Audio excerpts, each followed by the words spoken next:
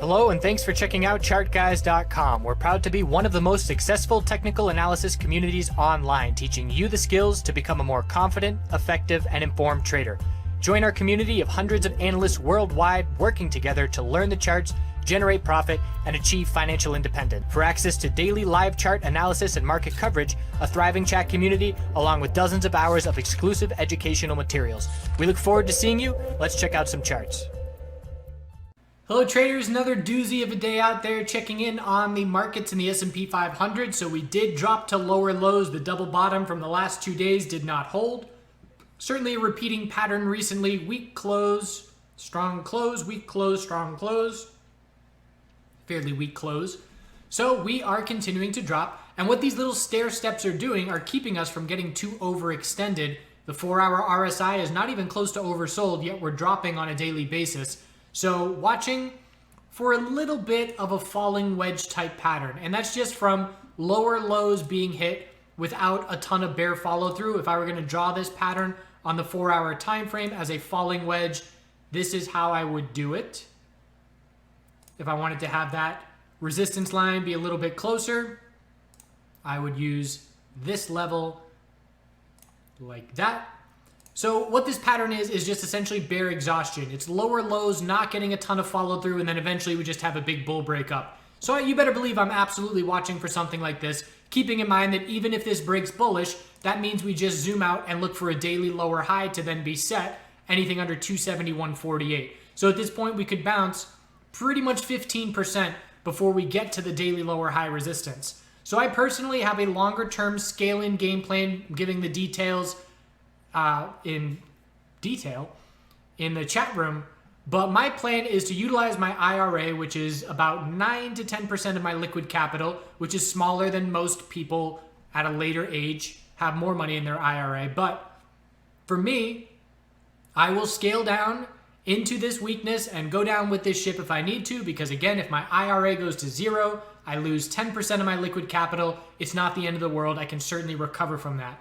So I have already made one entry in the 257, 258 range. I made a second entry today at the 232 range.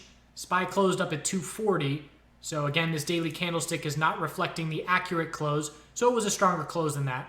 But that gives me an average right now at about 245 with 2 positions filled and another 4 or 5 before I would be all in, keeping in mind all in is 10% of liquid capital. So that's my game plan. I'll add again at 2 teens. I'll add again in the 190s. I'll add again in the 170s. I'm just going to add into this weakness. As soon as we get a weekly bounce underway, I will then shift my game plan and adjust things accordingly, whether it's pulling any bids that I was going to add lower, and then just trying to position myself in some low risk. So that's my game plan, and fully embracing this market weakness with a decade-long plus outlook. You know, I can't touch my IRA without penalty for 35 years from now. That's a long time. So trying to just zoom out a little bit and saying, okay, if the financial system does not collapse, I'll probably want to be buying right now. So that's where I stand there. Otherwise, we're watching the hourly downtrend. This bounce was great at the end of the day. Anything under 248.37 is just a lower high on the hourly time frame. I've said it a couple times, maybe in this video, Bitcoin has given us a little bit of a clue on the S&P 500 a couple times in the last week. And again, I have no idea why Bitcoin, whose asset size is so much smaller than the market as a whole, would give us that clue. But if we look at the S&P, excuse me, if we look at SPY from this morning, the bulls came out right at the open. So we closed weak at 9:29 on that 1 minute candle. And then the start of the morning, it was just 4 minutes of a bull ripper, 3% plus in 4 minutes. And if we look at Bitcoin, I'm going to talk about this more in depth in the cryptocurrency video later tonight. But if we look at Bitcoin and we look at 9:30 a.m., when did the bull move start on Bitcoin? 9:28. So in 2 minutes before the S&P 500 opened, Bitcoin went multiple percent and then kept going with the S&P 500. It was doing the same thing until 9:28, and then 2 minutes in advance, a big bull move took place, and then SPY followed right when the bell rang. Sorry about that, just had some soil delivered for the garden. So normally it wouldn't be a big deal if that happened once or twice, but this is now 4 times in the last week where Bitcoin has given a 1 or 2 minute heads up on a significant volatile move of the S&P 500. It's enough for us to be paying attention to.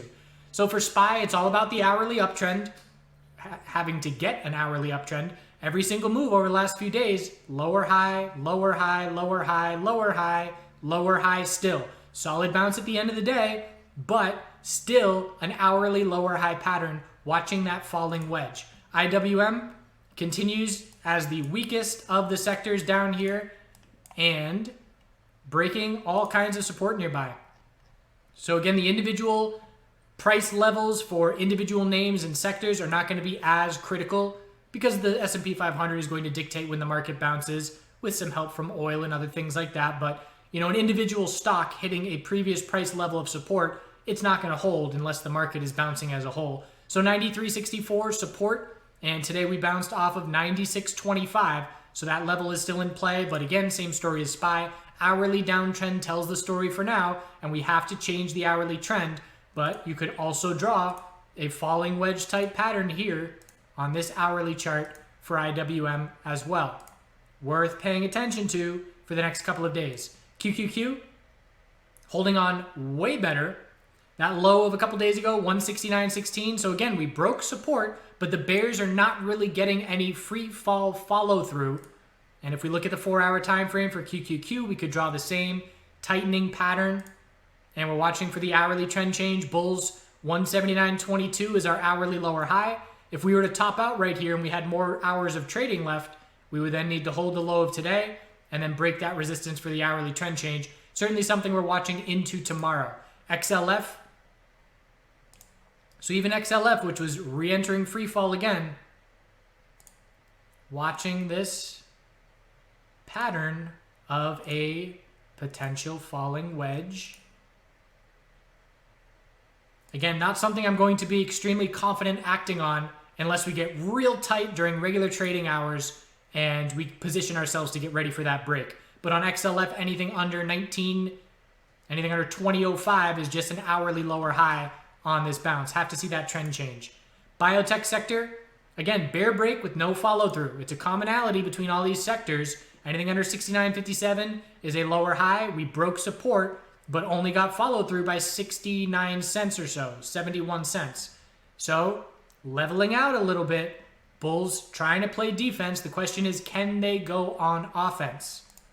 Healthcare sector, same thing. Broke support of 80.67. Didn't see follow through by even $1. Hourly time frame, significant bounce at the end of the day. But anything under 85.30 is just an hourly lower high. SMH got a bit more bear follow through. That low was 101 and we dropped down to 96. So 5% of follow through, that's notable. Hourly bounce at the end of the day, just a lower high, anything under 106.37.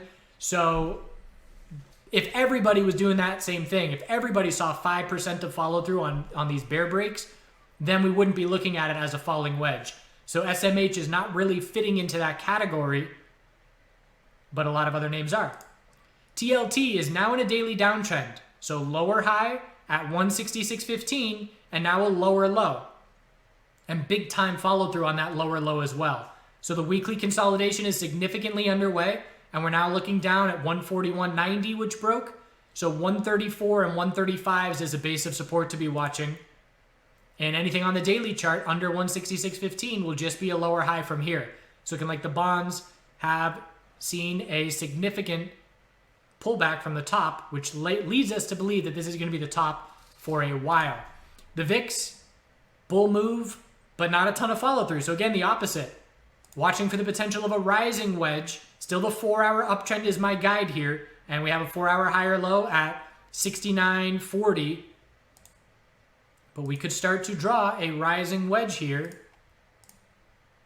to be watching for any potential weakness. I could draw it as a channel, and I actually probably would draw it as a channel because I like this channel a bit better. But if I wanted to use a closer by support level, I would choose a different anchor point, and it would be something like that. So keeping an eye on the wedges over the next couple of days. But I would have to see the VIX lose the 4-hour uptrend for a notable shift in momentum because, again, that 4-hour uptrend has been intact for almost 2 weeks at this point. TVIX had a really nice double top at 1,000 psychological resistance. Topped out at 1,000, 99.97, and then we closed down 20% from there by the end of the day. And that daily candlestick certainly looks a lot different than the VIX. A bit more of a blow-off top with that upper wick in the hourly time frame. Still clearly in an uptrend. Have to see a loss of the hourly uptrend for the volatility sector to lose its short-term bull momentum. Let's go to oil first because oil certainly taking the headlines today. Bear break of 27.40 and a flush to $20. So oil is the weakest that I have ever seen it. And I want to clarify a little bit because there was some confusion in the last video. I didn't say that oil is inverse with the S&P 500. What I said is that the correlation is favorable for the S&P 500 bulls in the sense that oil is dropping significantly the last 3 days and the S&P 500 is not dropping nearly as much. So oil in the last 3 days from the high to the low down almost 40%.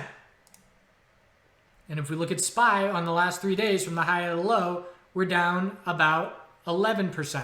So a very big difference in that. And again, it's the kind of thing where once oil bounces, look at oil pits closing. The future pits closed at 230. That's when our bounce started. And if you look at the S&P 500, when did our bounce start off the low of the day? Same time. So in my opinion, oil S&P 500 absolutely benefited from the pits closing and from oil bouncing at that point. And the S&P 500 bounce ended up being a solid 3.5–4%. Is it going to be as significant a percentage bounce as oil? No.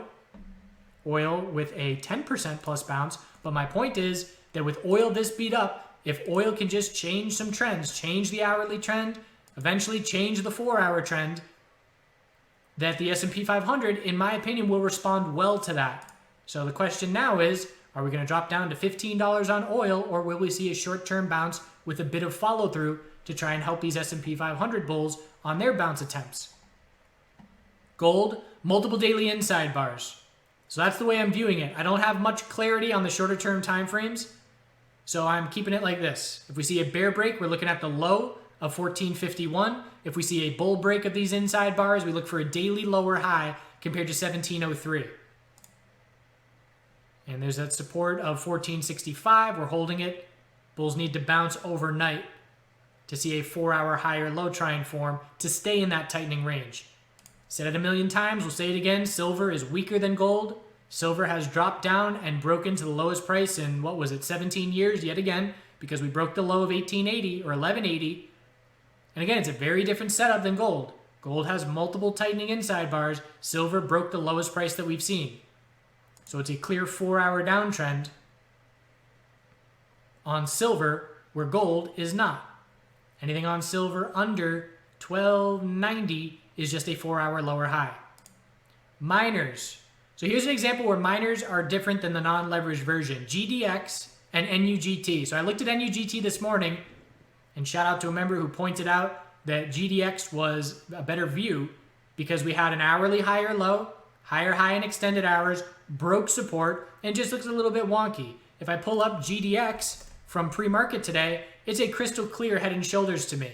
Left shoulder with the neckline at 2307. There's our head, held that neckline with a double bottom. There's our right shoulder into the morning, and there's our bear break, and there's our bear follow through. So the bear break was at 2307, and here we are after hours down 15% below that level.